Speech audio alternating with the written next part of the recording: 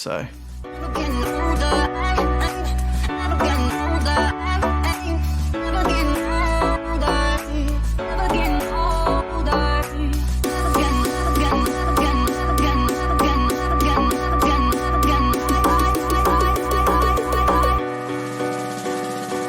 Alright, you incestuous time jockeys. It's time to dust off your starter jackets, rip off those tearaways, and blow into your game cartridges. I'm Sam Blanford. I'm Pat Sellers. I'm Sean Kelly, and we wish it was the 90s. Welcome back to episode 12 of our X-Men animated series Watch Through. Ooh. It's a time. The back end of season 4. Couple of shout outs to kick off the pod. Creg, our bot, who let us down this week and came back online today. I think it's important to point out the fact that we're recording this podcast during the second half of an All Blacks Bledisloe Cup test match at Eden Park, pretty much the greatest game of the season. But here we are. Ooh, 32-7.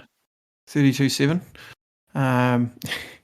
But yeah, here we are. And for all our dear listeners and followers who are slogging through X-Men with us, don't be afraid to maybe give us a little review, a comment, a like, a subscribe on any of our platforms. It means a lot. We've worked out the algorithm. You don't have to say something nice. You just have to give 5 stars. So if you will. Obviously, we're on all the platforms, all the ones that count anyway. Spotify, Podbean, iHeartRadio, Apple Podcasts, YouTube. I think there's a couple other ones that we're on as well that just sort of popped up through the system. But I mean, Bebo. Bebo came up about 15 minutes ago in my household. Give it a heart. Did someone give you their heart for the? We were talking about how Shah's fucked off about it. We were talking about how Shah's like real accident prone, and we're talking about when she slipped on a rock and hit her head on the Heafy track doing a Duke of Head tramp, and posted a photo of her jewel black eyes on Bebo, and that's actually when I slipped into her DMs and this romance began. Oh, here we go. What happened? Are you okay? Will you be at E-Stab on Wednesday nights? She's got 2 black eyes. I've got a chance. Yeah. Get her while she's down. I think I was quite late to the Bebo scene. I reckon I was on Bebo, and then like a week later, people were talking about Facebook. I was at uni at the time.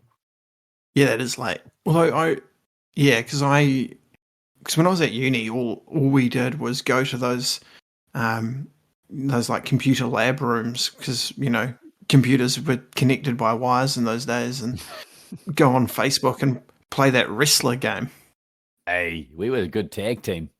Yeah, it was a good game. I still remember my wrestler fondly, Camilo Cienfuegos. Oh, is this about X-Men? What's going on here? Hey, was I right? So, no, this is the Bebo episode. Just let it go. Was I right? Do we have some incestuous time jockeys in this episode? Well, potentially. I've got questions.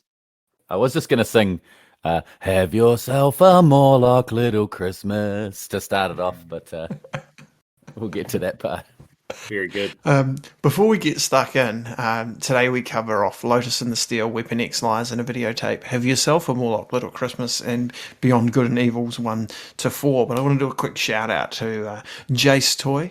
I bumped into Jace at the Indoor Cricket Nationals last weekend. I've known him a long time. He's been around the indoor scene since I was a teenager. But we're just having how's it going? He says, by the way, big fan of the podcast. So, thank you, Jace. I think he's requested a Tekken episode. Sorry, Jace, we don't do Tekken. Too button bashy, Mortal Kombat or nothing. Happily High School legend. Oh, there you go. But hang on, Mortal Kombat, it's in the works.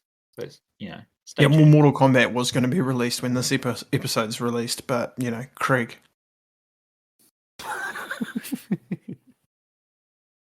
All right. That was during the Bledisloe Cup as well, wasn't it? Anyway. 37-7. Okay, Lotus and the Steel. So Wolverine's losing it. He doesn't know who he is anymore. He can't control himself, so he quits the X-Men Cyclops style, and returns to rural Japan from his younger days and to find himself, right? And so he's working peacefully for Oku, a monk who was some sort of spiritual teacher of his from the past, and they're building a temple. The neighbouring village is about to be attacked by a bunch of bandits on motorcycles, who are led by the merciless Silver Samurai. Unless payment is made, your classic gang warfare, pay up or get out. And some of the villagers want to fight back, and ask Wolverine for help, but he's like, yeah, well, I'm here for peace. I don't want to fight anymore. But he gives in to what he does best, and he bests the Silver Samurai in single combat, by taking advantage of the Silver Samurai's teleportation methods. He keeps teleporting behind Meg. And if there's one thing Meg knows, it's how to jump up on someone from behind. And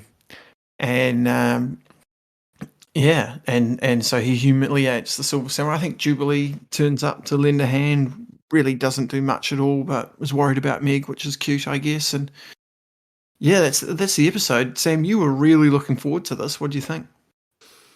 I think you mentioned it when it was the time where he goes to the ice. Such a similar, pretty much the same episode. It's even got the young guy who's been a bit of a dick. Yeah, so it has the same storyline. It's got the troubled youth, the brother of is that Yuriko's brother or Yuriko's brother? I thought it was the brother of whoever that other new bird was that gave Meg a kiss at the end. But that's where Yuriko's from, right? Yeah. He went. Yeah. Okay. No, I enjoyed it. It had a lot of Meg. Obviously, it was a bit disjointed from the last episode. I don't know why Meg had suddenly become so... I was going to bring this up because quite clearly the next episode should have been before this. Because at the start, when he's having PTSD flashbacks, it flashbacks to heaps of Weapon X stuff, which we see in the next episode. Yeah, because Sabretooth, there's similar scenes with Sabretooth in each, yeah. Yep. Yeah. I'd say it's quite almost like a modern style of storytelling these days, where you get the episodes that come after that tell you a lot about what was going along in the one previously. Speaking of Sabretooth, how good is it when he his haircut in the old days, but B, when he says to Meg, "Can't take care of your woman." Sabretooth pops up a bit. He's great. That's in the next episode as well. So you've stolen my quote for the next episode. And I'm gutted too because you do a great Sabretooth. He's out of control. Which I found out recently, also voiced for the same person that does the Tasmanian Devil on the Looney Tunes. Interesting things. We've talked about this before. I fact-checked it. I just thought that. But anyway. Does the time scale of these events of the series we're watching, because when Jubilee's flying off to follow Meg, she's still an absolutely awful pilot. All right, yeah. It's a miracle she gets from New York to Japan. Speaking of doing a terrible job, as Chuck opens up, and I'm going to keep calling him Chuck, by the way, is just another terrible job of being someone's therapist that sets Meg on this journey from the get-go, which is quite dangerous, really. But he goes to Japan, and we go to Japan, so that's quite cool. Chuck's a therapist. I got at the start. Silver Fox, ? Fan of Sabretooth, tasting some cake icing. What? All right, let's move on. That's a note. That's I lo- one of the better notes that I think is going to come out. Yeah, it's good. I've got so the young guy who keen to fight back is Soi Chi, and he gives a great speech to the village about it's better to die fighting than to blah blah blah. And I was like, he's really channeling Mel Gibson from Braveheart here. Dying in your beds many years from now. Did Braveheart Also- come out? I want to say like 93, Ooh, yeah, that would be in there. 92. In the I reckon 90s? it predates this episode. Put it on the whiteboard. 90s. 90s. I'd love to do a Braveheart episode. Yeah, that'd be great. Um, Can I ask you a question, Sean? What Patrick, are ask away. the Silver Samurai's powers? mhm. Is one of them teleportation, or is he a tick whiz? No, because it's a tech thing. Okay. That's extremely vague. Because I think the way Meg defeats him is by destroying his teleportation device. That what happened. Okay.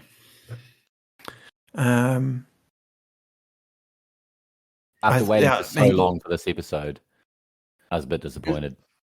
Does this episode also a crossover from Fast and the Furious 1? a lot of the henchmen and motorcycles look like the same henchmen from Fast and Furious 1. Are you saying one of them's Han? Sounds like you love Fast and the Furious way too much. I'm a Tokyo Drift kind of guy. What did you think of the Japanese-inspired music during this episode? Delightful. Sam, no thoughts? Yeah, there was some interesting cultural,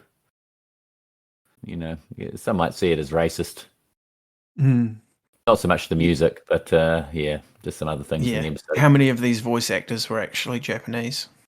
Yeah, I guess the main guy calling me, what was his name? The Master monk. Oku. Yeah, who just calls him Rogan the whole time. Oh, one time he calls him Logan-san. No, Rogan-san. Oh. With a very English accent. Did you like when the villagers beat the motorcycle goons with sticks and fish, a la the Ewoks in Return of the Jedi? You know, I'm a big Star Wars fan. You love anything to do with space, so. In fact, Can't wait to hear what you think about Beyond Good and Evil.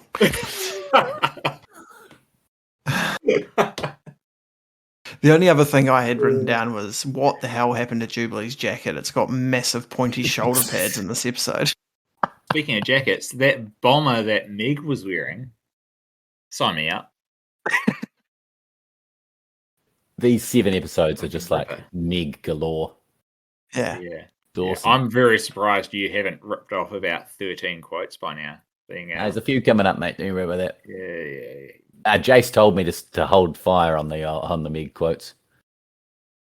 Oh, really? They're my favourite part. That's what I come for. I've stopped writing them I'm down. one of our 3 listeners. Right. Should we get into Weapon X lies in a videotape? Yeah. Sounds like a porno. So, I think sex lies in a videotape is a pop culture reference. Oh, is I'm it? just going to look it up. Definitely some great quotes in this.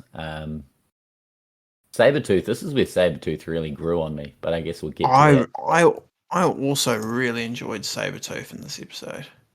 Six Lies in a Videotape is a 1980 movie starring James Spader, Andy McDowell, and others. Shit, Andy McDowell would have been young then. Yeah. Right, so what happens? So a cryptic photograph unleashes a flood of maddening, painful memories for Meg, that threaten to drive him insane. To keep his mind from being torn apart, he takes, Beast goes with him to travel to a location that may hold the answers to his hidden past. And it's the ruins of a Weapon X lab where Wolverine's bones were laced with adamantium.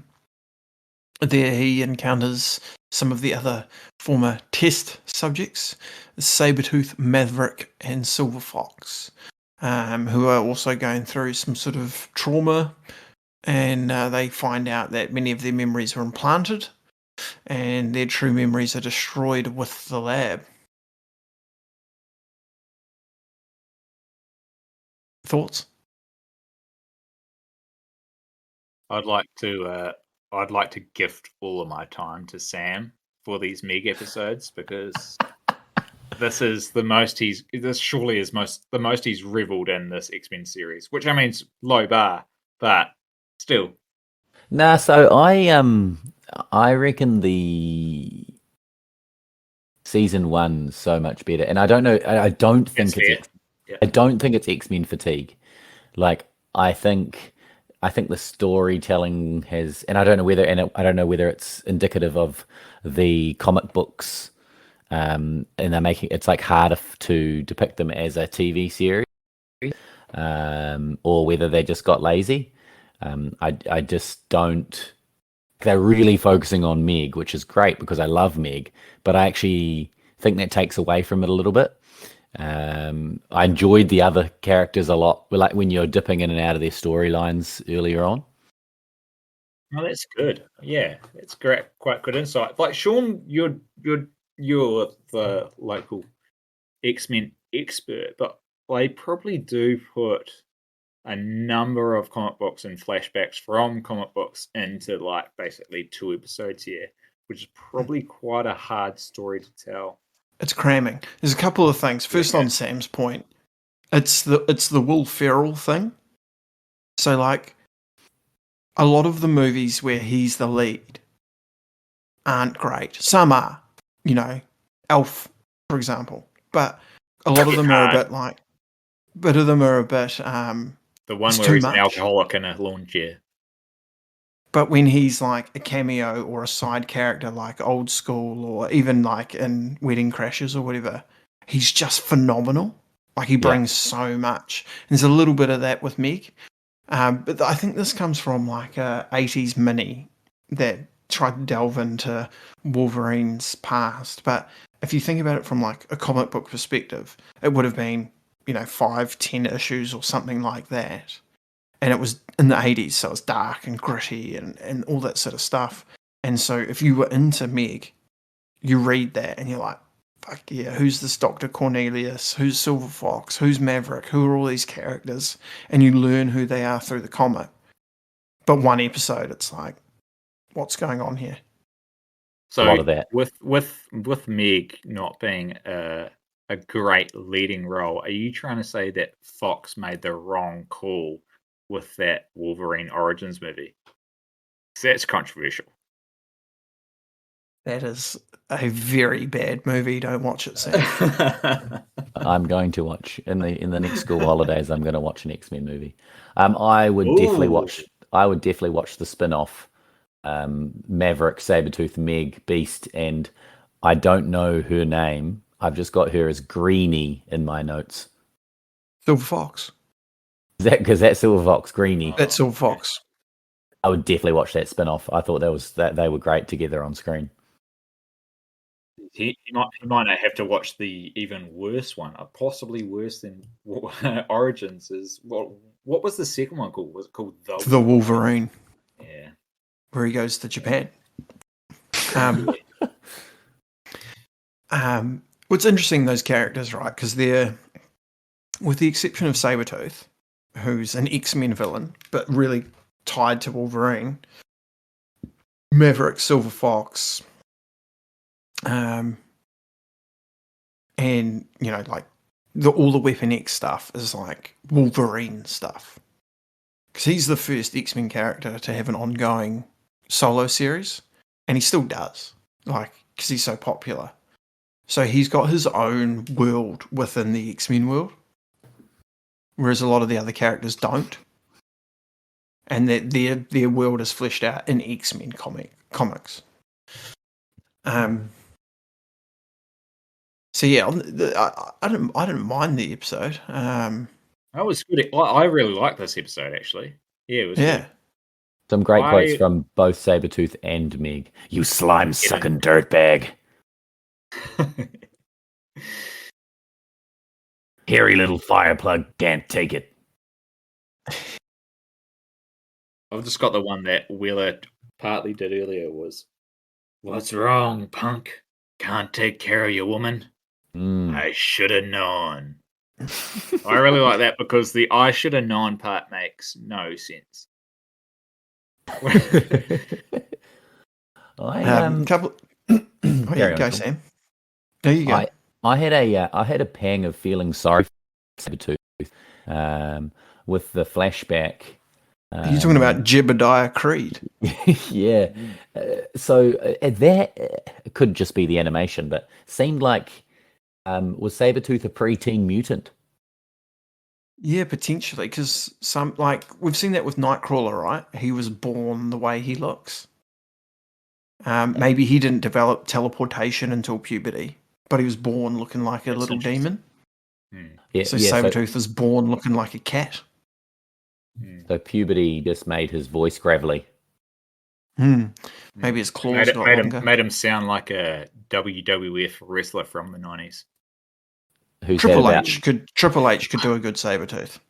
Who's had about 50 packs of green holidays. It's a good 90s crossover. The other good 90s crossover from this, I always think that the Weapon X costume of Wolverine with like the head suit and stuff on always looks like a kid playing with those at-home laser tag systems.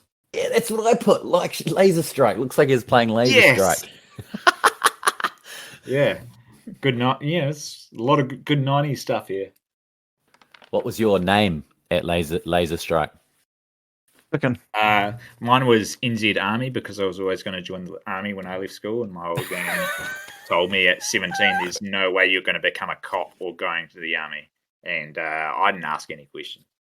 What did you say, Bob? Did you say yours was chicken? Yeah, I don't know what happened there. Actually, without a shadow of doubt, that was my second Laser Strike name. My first one was Gambit. That's good. That's very good. Is it because you're a creep? No. Mine was short stuff because I was very short. Like Meg. And I remember distinctly my good friend George Bevan. Some would say my best friend. But that some wouldn't be you, would it? I've also talked to George about this recently, so yeah. He also said he didn't listen to the X-Men one, so this is disappointing. His name was outrageously Bulbasaur. Oh shit! Yeah, I'm gonna write that down. That's good. Yeah. A couple other things I wanted to mention from this episode is they go into Meg's drawer, and he's just got a greatest hit of his exes in there. And Talos, who I can't remember who Talos is, but he's like a robot thing that. Oh yeah, that's right. It's the robot that comes out to destroy them towards the end or whatever in the Weapon X facility. And I just like he's got nipple guns like a fembot. Oh yeah, fembots, good stuff. Also, Talos is the name of the main Skrull in the MCU now. But not knowing much about the Skrulls, save the Super Skrull in the comic books, I don't know who Talos really is. I kind of thought he was only an MCU character. Maybe he is. Is he not? I don't know, but he's played by Ben Mendelsohn, and that's meant. Ben Mendelsohn playing Ben Mendelsohn being a shapeshifter, which is great. If you were to full time, boys, 40-14 to the All Blacks. Fuck you, Australia. But not our Australian listeners. I love you. If you were to guess how many episodes we're through of X-Men now, what would you guess? Accumulative, Episodes many? that we've of pods 30? or episodes we've watched? Episodes we've watched. Oh, 30? Surely more than 30. 35? There's like 17 already in Oh, yeah. season 4. Oh, really? 61. Nah, 'cause there's about 60 odd, or maybe 70 total. So, yeah, maybe 60? 'Cause there's not Let's many take- in season 4. Let's You say just it's mugged taken, off my 61 and came back with 60.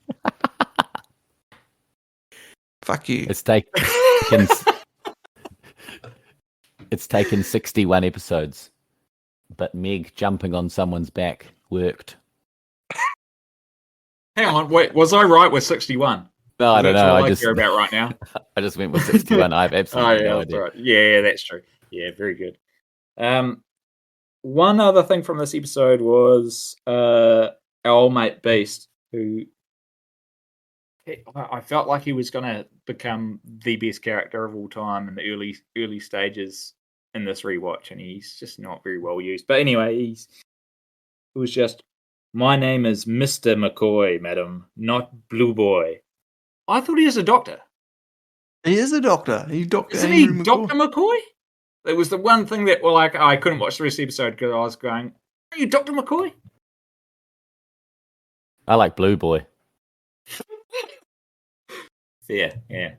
Maybe you should go with Blue Boy. If he's not going to call himself a doctor, Blue Boy it is. It's some real humility from Hank not to call himself a doctor, unlike Ross Geller on Friends. Look, All right. Rossosaurus Rex. Anyway, let's do it. Would you like to have yourself a Morlock Little Christmas? Oh, yeah.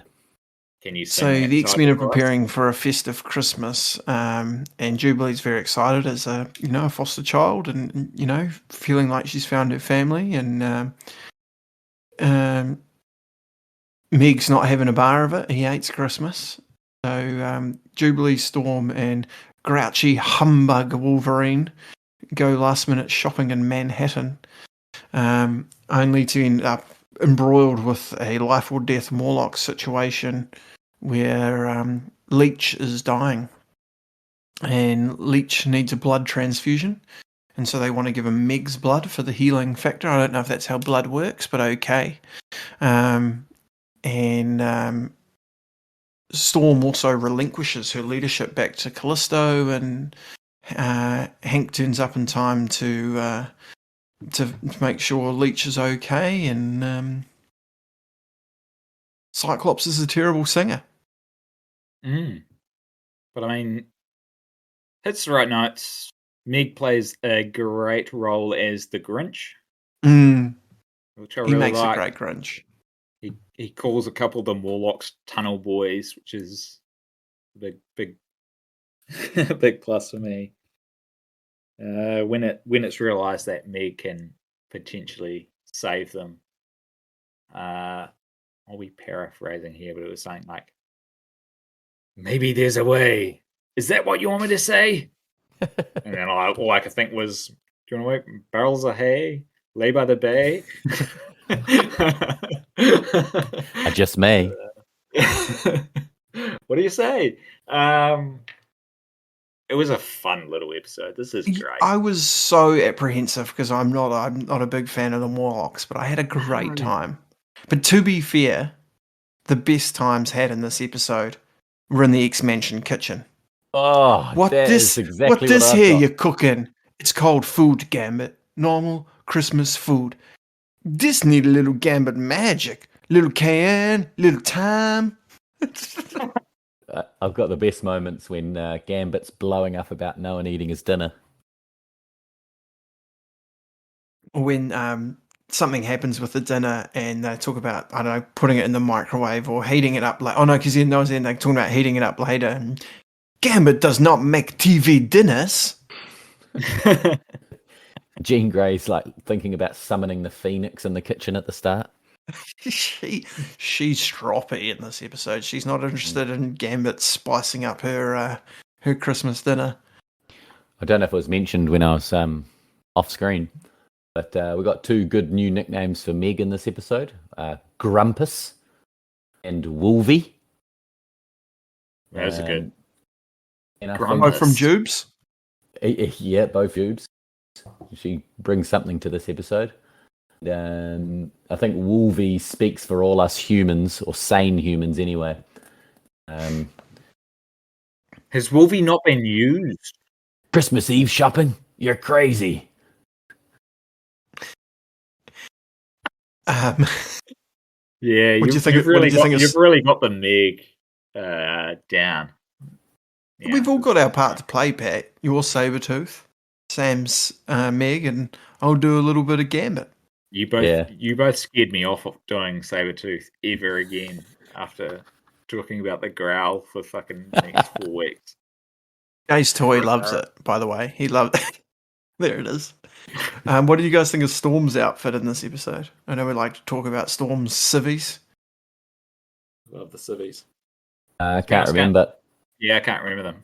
But this episode made me think of, I think, one of the first episodes. It was definitely the first episode that the Morlocks.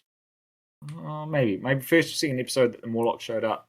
We talked about we were not really enjoying the Morlocks when we were kids, but really enjoying the episodes that featured the Morlocks now for some reason. And I felt like this again. I was like, I quite enjoy the Saw Mutants. Yeah, like I said before, like I was genuinely not looking forward to this episode, and could be the best of the bunch.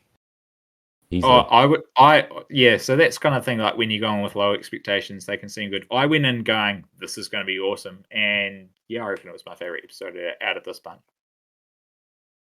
That's fair. It was good to see. It was good to see Omar Higgins pissed up on eggnog from Bad Guy Bar.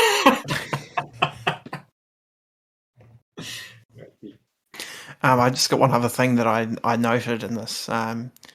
So this is Jubilee's first Christmas in the X Mansion, right? Yeah. So that means that everything that's happened in the 4 seasons so far is 1 year. Under 1 year. Well, don't get me started on the fucking time travel. Well, shit, that's a good segue. Mm.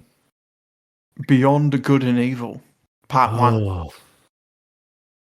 So I remember you saying a while ago when we were talking about meeting up in person for a series, and you were like, let's not do Beyond Good and Evil because it sucks. And you were right. It sucks. And I don't understand how it can suck because of the characters that are in it. So this is my thing that I noticed when watching it. Like, I think this is like indicative of Hollywood to a certain point, because what they've done is they've gone, all right, we'll do a 4-episode crossover. We'll get everyone back. Everyone's in it. Bishop, Cable, Archangel. There's cameos galore. Magneto, Sinister, Apocalypse. Everyone's here.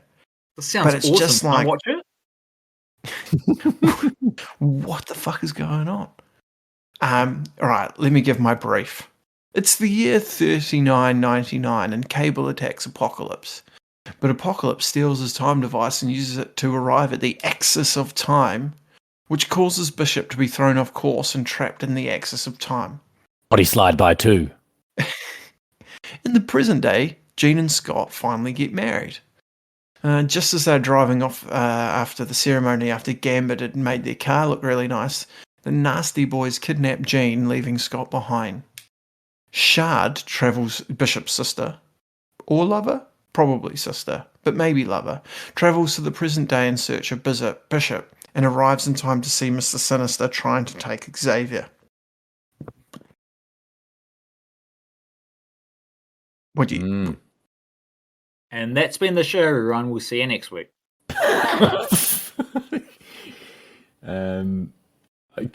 Apocalypse Sister's great whenever he's on screen. You shall pay for your hubris right now.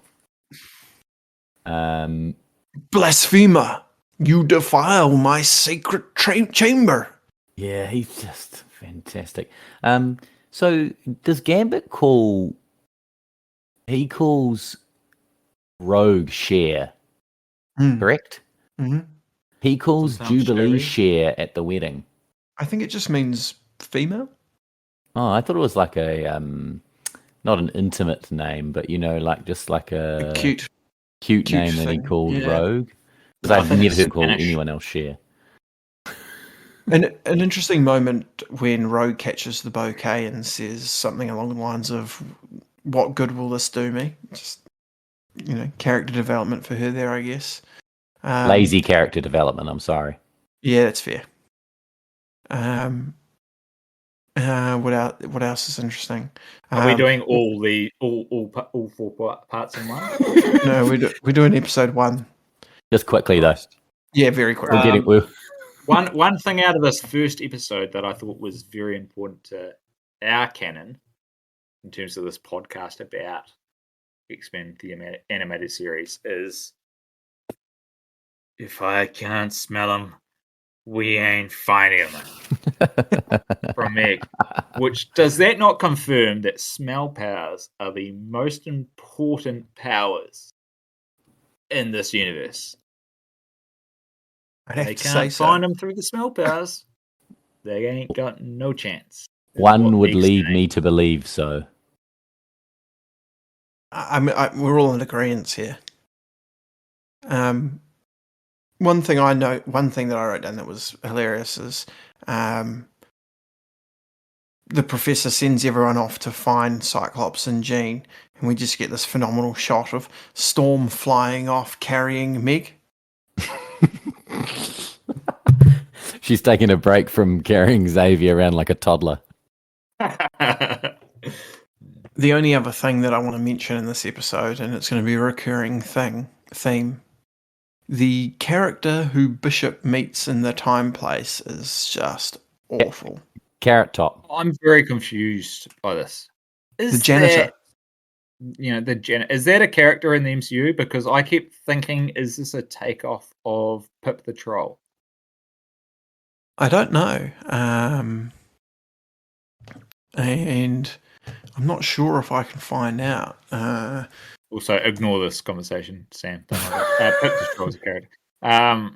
Because I was like, oh, this is Pip the Troll, surely, yeah. He had a lot of Pip about him. But he called himself Beyond Good and Bender. Evil. I just typed in Beyond Good and Evil to find out, but Google came up with a book by Friedrich Nietzsche. I'll come to that later, Sean. I've got a few points on that. Oh, jeez. I've just he put calls a couple himself of things. Bender in this show, by the way. Oh, yeah, that's right, Bender. But I thought he was possibly Pip the Troll. I don't know if there was licensing issues there at the time that this animated series was out. I'm not sure if that would have been an issue. I didn't like him. That's for sure.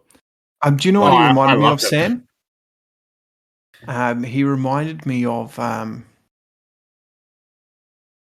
Oh wow, there's a long list of cameos that I definitely missed. I'm just looking at these episodes, but who did it remind you of? When the Autobots end up on that random planet in the Transformers movie, and the robots on that planet speak in TV commercials. Sorry, did you mention different planet? I didn't watch that part of the movie, obviously. You know exactly what I'm talking about. I've got in this episode, WTF is going on? What is going on with Bishop? Beast's drivel has not grown on me, which you referenced earlier, Pat. I've really distanced it myself from Beast. Weird, imagine wearing aviators in your wedding photos. Like Scott. This will mean absolutely nothing to you, Sam, but Pat, apparently Bender is Immortus / Nathaniel Richards, the father of Reed Richards. I'm not having that. No, it's just the guys, though, apparently. Yeah, that's disappointing. Because he's at the so that's his citadel at the end of time, is the nexus of all time, is it? Is that what they're trying to do? Yes, so. Sam, how much do you revel in things like the nexus of all time? I don't know what that is. That place that Apocalypse is doing all his deeds from. That looked pretty cool. It's not in space, is it? No, it's outside of time. It looked cool. I was, to be quite honest with you, I was really, really confused a lot of these episodes. Should we run through the episodes and then we can try and recap it together at the end? Oh no, you've just thrown a massive spanner in the works there with Immortus. Yeah, I knew that would upset you. Yeah, it really is. So, episode 2. Apocalypse kidnaps another psychic mutant. Lilandra warns Xavier of what's going on. And Xavier determines that they're trying to capture psychics. And so they work out to go and find psychic mutants to capture them while they're trying to capture them. Shard and Wolverine go to protect Psylocke. This is our first look at Psylocke? Yes. Yeah. Because one of my notes was, is this Psylocke? Because she's got the face coverings and a little bit of rags and stuff. And they slowly start to fall away and she starts looking like the maid. Nothing says ninja like a swimsuit. Horsey. Anyway. But Psylocke ends up being kidnapped by Magneto, who seems to be working with Apocalypse in the Axis of Time Control Center, the Nexus of All Time, whatever that place is. And is it 39.99? Cable reveals a plan to go back in time. My first note for this episode was, fuck, not the Shia. How's Sam going to handle this? Well, my first note says fucking space. Yeah, good. Very good. My first note says I'm constantly zoning out. My actual first note, I didn't see it, said, there's purple star screams in these episodes. Oh, yeah. I had one note about Psylocke and Warren, that scene when that's, bit of cat and mouse going on, and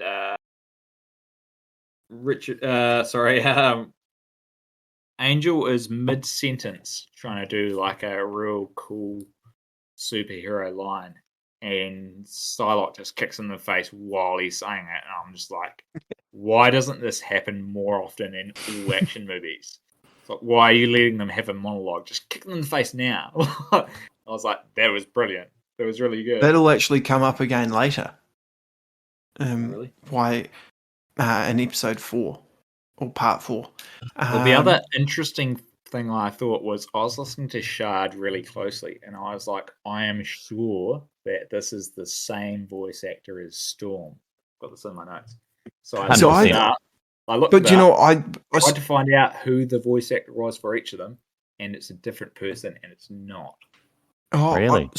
I was not an interesting comment at all. But it's I've time in this podcast.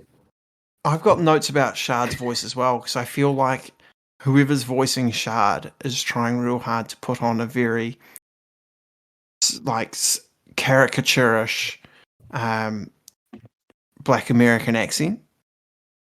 And so if it was the same actress who was doing Storm, there'd be a way to differentiate the characters. But she's got a real sassy sort of and I was like, is this, I don't know, offensive? Maybe not. Possibly. I'm going to note that Warren's looking. Sorry, Warren's looking real good in his new, more classic X-Men duds, the blue and white with the halo. With the halo on the chest, yeah, I like that. How do you feel every time there's a Sabretooth and Meg fight, Wella? That always gets me going. Yeah, I'm a big fan. Looks like the kidnappers union will let anyone in. I'm collecting dues.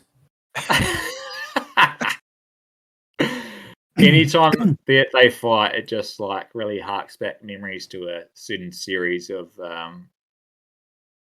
Flair Ultra cards from the 90s that were always this person classic battles. There was always a classic Wolverine versus Sabretooth, and I'm always like, yeah, here we go.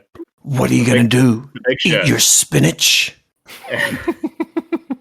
Let's see what you had for breakfast. It's like WrestleMania. Every time those two get together, you're like, oh, yes! It's like when HBK fought the Undertaker for 5 WrestleManias in a row. Give the people what they want. What else happens? I just written Cable's future. This is all over the place. This is really hard to follow. I also quite like that Psyche and Storm have an argument. It's quite a good, because Storm's obviously sometimes leader of the X-Men, Cyclops is sometimes leader of the X-Men, and just their good little argument about what they should do. Cyclops is like, well, let's go to where the psychics are and capture, spring the trap. And Storm's like, we need to protect them. And it's nice little sort of where they stand as leaders. Cyclops is a lot more of the... Well, you don't really get to see it as much in the animated series, but Cyclops is a lot more of the... Like, he has morality or whatever, but he is prepared to do what has to be done to save the mutants or whatever. Whereas Storm is a proper leader with, like, you have to save people. You can't just... I feel like the last few episodes, Cyclops seems to have taken a bit more of a back seat in regards to leadership. It's fair. He's just not in many episodes, and if he is, he's a bit character. He's not being shown as the person out in front necessarily. Xavier seems to be more taking the reins. Storm... He's certainly going on more field missions. Much more field missions. But I wonder if that's like a bit of a point of at least these 4, I think, is like, this is the biggest thing that they've faced so far. Like Apocalypse could rewrite all of whatever. So it's all, the gloves are off, it's no holds barred. Everyone's got to do what they have to do here. It's not so much by the book. Should we get into part 3? Yeah, I've got nothing for this episode. Pretty much, maybe three notes. I watched this episode. I've got 2 notes, and one of them is not following what's going on. Cable wants to rent a time machine. Yeah, I watched these last 2 episodes it's pretty much as soon as I got home from Pat's. So I'd had a couple of beers, and I really started to enjoy Beyond Good and Evil at this point. So part 3. So Cable... You've really just destroyed the illusion that we're all sitting in a room discussing this over a coffee. Yeah. Sorry. So Cable uses a time-traveling ship to go back to the past, which is called Grey Malkin, which is that's his ship in the comic books. It's a big deal. But unbeknownst to him, he's thrown off course by Apocalypse and lands in the present, which seems weird because, did he want Cable to team up with the X-Men? I don't know. The X-Men decide to help him in destroying Apocalypse's Lazarus chamber, where he goes to sleep for 100 years or whatever to rejuvenate or whatever he does. And then they help most of the X-Men and Cable go back to ancient Cairo. Except Apocalypse obviously knew this was going to happen because he can see all of time or whatever, and uses the opportunity to get Xavier as his last piece to the capturing all the psychics. I really enjoyed the Cairo scenes. The ancient Egypt scenes. No comment. I'm just here so that I don't get fined. I genuinely cannot remember this episode, and I watched it a couple of days ago. Right. Well, I watched it recently, and then I also put all of these 4 on when you left while I was making my daughter's kitchen set. I've got some things to talk about for this episode. Right. Cable and his son Tyler both have massive shoulder pads. What are your thoughts? Love them. Yeah. I was a big Steve Menzies fan, so yeah, all about pads and headgear. Question I've got for you, Weller, knowing a little bit about the powers and stuff, I got a little bit confused about. So they're trying to stop Apocalypse from going into his rejuvenation chambers, basically. I think they're trying to destroy them with the idea that if they destroy the chamber... Sorry, carry on. does he lose his powers if he doesn't do that within a certain point of time? Because that's, as far as I know, not quite accurate. I But think that, is that the reason they're trying to do that, or is it I just like he does that because he needs some R&R? I think it's R&R, but I think the point is if they destroy the Lazarus Chamber at that time, Apocalypse won't have it to live forever to cause all the mayhem he's caused. But I mean, if it's just R&R, it's just like removing it from, like, he's like, oh, I'm fucked off that spa's not in my fucking city anymore. I think it's like a sci-fi spa that has So my question is, what undefinable happens qualities. if he does not have his Lazarus pit, as it were? I think he dies of like normal age type stuff. Okay, that makes more sense. That wasn't clear at all, but I wasn't, fully paying attention because I kept zoning out. But I don't think they made that clear in these very, very boring episodes. Yeah, that's What fair. about what did you see? What about Sabretooth's like cow catcher he had on his mouth at the start of the episode?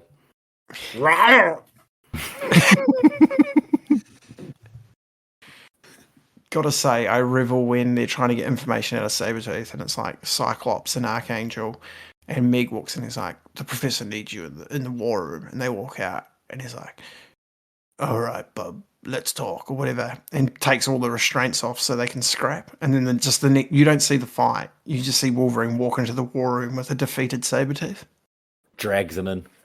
And then biffs him on the table. Yeah. Real bad. So that's quite good. I did remember some of the episode. And when they're in Grey Malkin going back to Cairo or whatever, and Meg and it's a bit of turbulence, and Meg says, "Whoa, good thing they don't serve lunch on this flight." I've got one from Sabretooth when he tells someone to suck rocks. I like that. That was where I was like, Sabretooth is peak, like 90s WWF before his WWE wrestler. Just like all of them. Does he say that to One Eye? Suck rocks. Ooh. Suck rocks, pretty boy. Shall we get into part 4? Maybe. So Cable and the X-Men destroy the Lazarus Chamber, but it doesn't matter because Apocalypse exists out of time now. They use Cable's computer and Cerebro to trace the homing device on the Professor to find out where he is, and his plan is to use the psychics to destroy all time, recreate the universe where he will rule unchallenged. Cable takes off to do it on his own because Cable's supposed to be like this great military leader, and he's just making ridiculous calls all the time through these episodes. But anyway, so Magneto feels deceived by Apocalypse, so attacks him. Cable joins the fight. Apocalypse begins the process of doing what he wants to do, and people start to disappear. Bishop sees this and releases the Cyclops. Sinister and the Nasty Boys get the hell out of there. 4 Horsemen lose. And then the Psychics, when they're released, move Apocalypse to the astral plane, so he's stuck, and everyone gets returned to their present time. Cable goes back to his time. Everyone wins. What are you doing with her, you pile of dog puke? Oh, jeez. There's heaps of psychics in this episode that I couldn't recognise, and I just looked them up before. I did notice Rachel Gray, who is the Days of Future Past daughter of Scott and Jean. Apparently Moondragon, Strife, Emma Frost, Gremlin, Mastermind, Karma, the Shadow King, and other Typhoid Mary, these might not mean much to you, Is Moondragon the Mind Reader? I don't know much about Moondragon. I know she's Drax's daughter or something. Yeah, she's got something to do with the Guardians of the Galaxy. Yeah, okay. Anything to say on this whole? I'm happy to wrap this up pretty quickly here. They still haven't fixed horses flying. Yeah. All the legs are static as they fly through the air. It looks weird. Oh no, these ones are like robots as well, but still, even the robot horses, you'd think they'd give their legs a little flail as they flew. This episode harks back to what Pat was saying about Psylocke kicking Angel in the face. Apocalypse lets Meg live for some reason, and that certainly comes to bite him in the ass later. He says to him, "You're going to stay here to see everything you care about go," or whatever. It's like, don't, you're having a muzz. Just off this guy. Hello, Alice.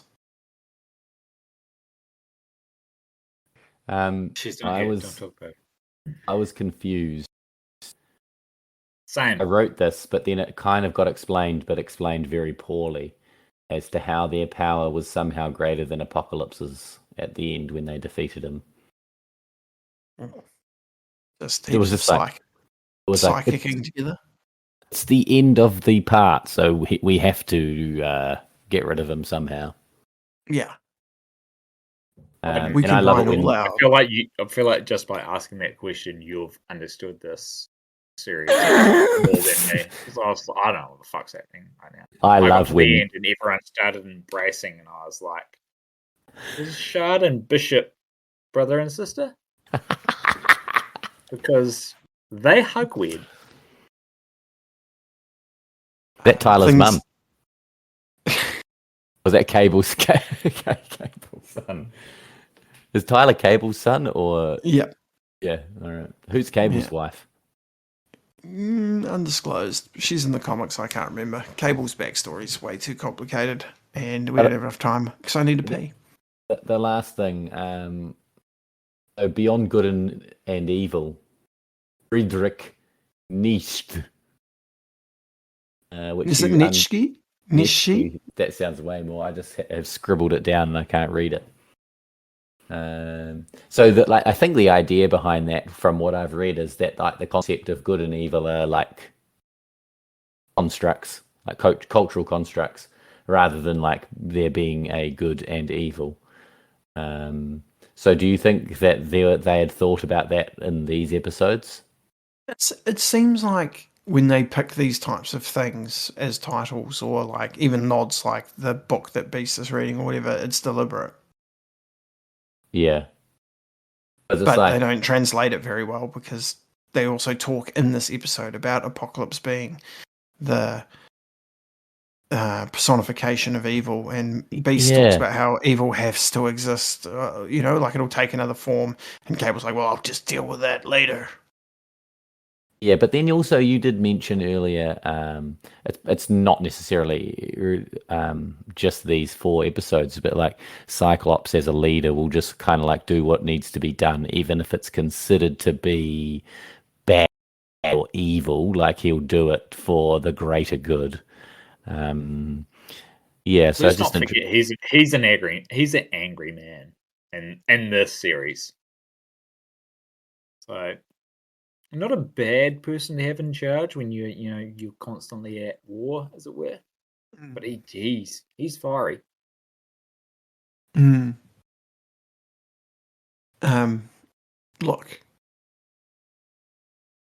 I think they tried to do something here that was the culmination of 4 seasons of popular cartoons, and just got themselves in over their head. Because it's in watching these 4 episodes, it's all there. It could be amazing, and it just feels a little bit off. I did enjoy it more as I watched it, but I still don't think it's there's way better stuff in this series than this 4-parter. Oh, definitely. I mean, I'll be really interested, because I think next season, and season 5's pretty wonky, but we get a 3 or 4-parter, or maybe, I don't know, maybe it's 2. I can't remember. But the Phalanx Covenant. I'll be interested to see how that compares to this, because it's completely different, but it's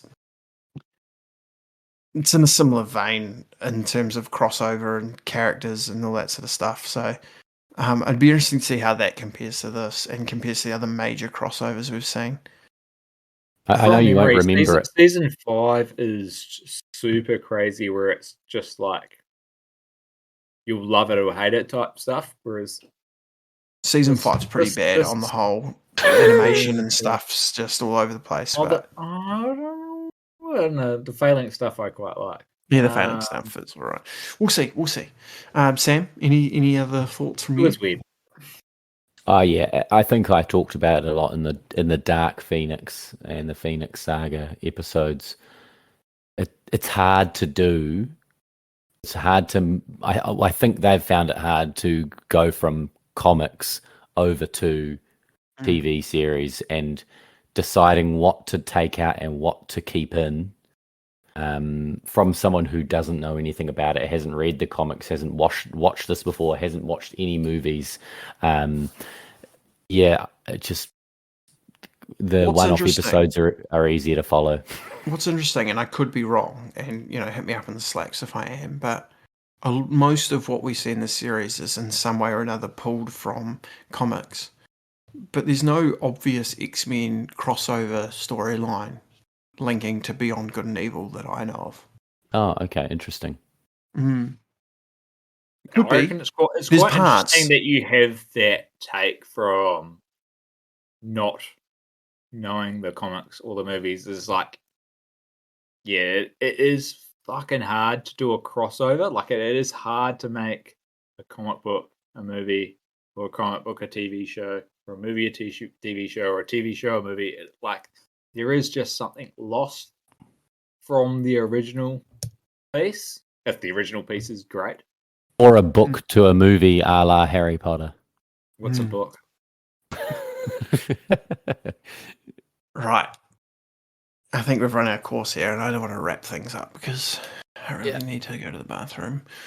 But yeah, so we're hitting season 5 next, and we've only got 2 episodes to cover season 5. I think it's only a 10 episoder from memory. We've definitely got the Phalanx Covenant crossover, and watch me stall while I bring up the other episodes to come. So Phalanx Covenant 1 to 2, Stormfront 1 to 2, the Fifth Horseman, episode 13, and then episode 14 will be the end of the series. So until the new ones come out. Oh yeah, Marty can come on for those ones. Let's get out of here. Mission accomplished, buddy. Let's go home. Ooh, 2 to go.